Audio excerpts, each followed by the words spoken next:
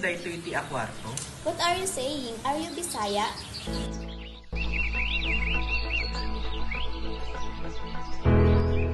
Sa dino daytoy ti a kwarto? What? Weirdo?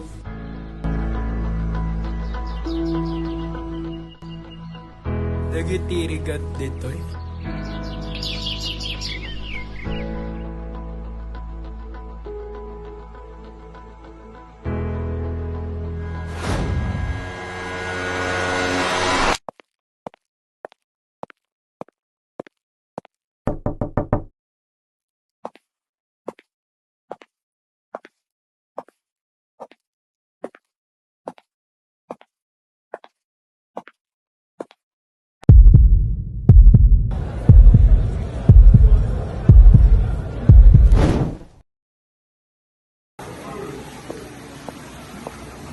Magandang hapon, Nay Molate.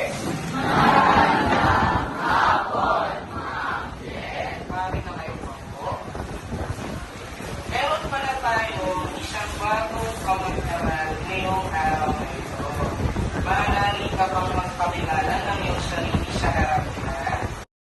Ang nagal puso ay John Nathan de la Cruz.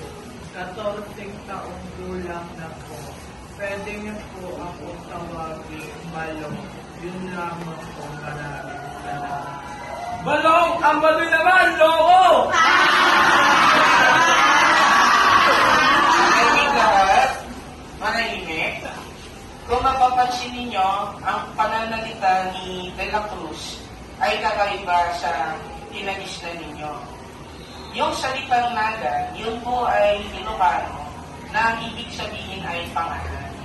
Yung pangalan niya namang Balong, ang ibig pong sabihin sa Ilocano ay anak na lalaki. Minamahal na anak na lalaki. Kaya ang pangalan niya ay hindi Balong.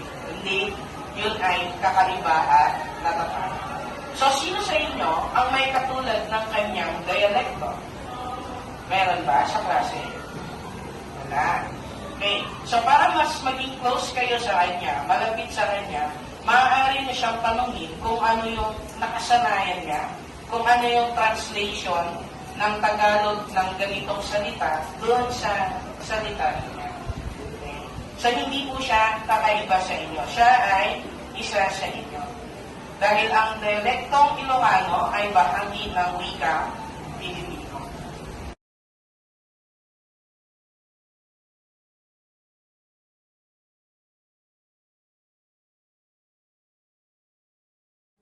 Ayon sa KFW, mayroong 37 endangered na dialekto. Ilan na malapit ng masawi at ilan na katulad ng Karolan na itinuturing ng patay. Tunay nga na nakakalimutan na ang ibang mga dialekto.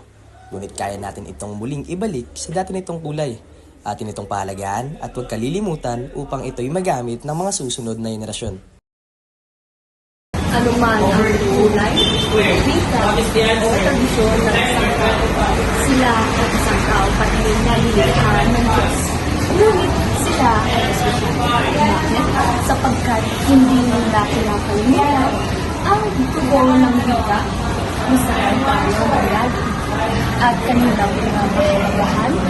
Ito ng lubusan.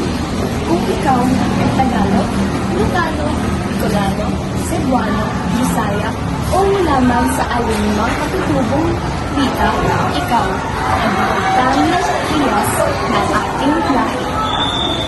Tagalog ako. Pangan ako. Bicolano ako.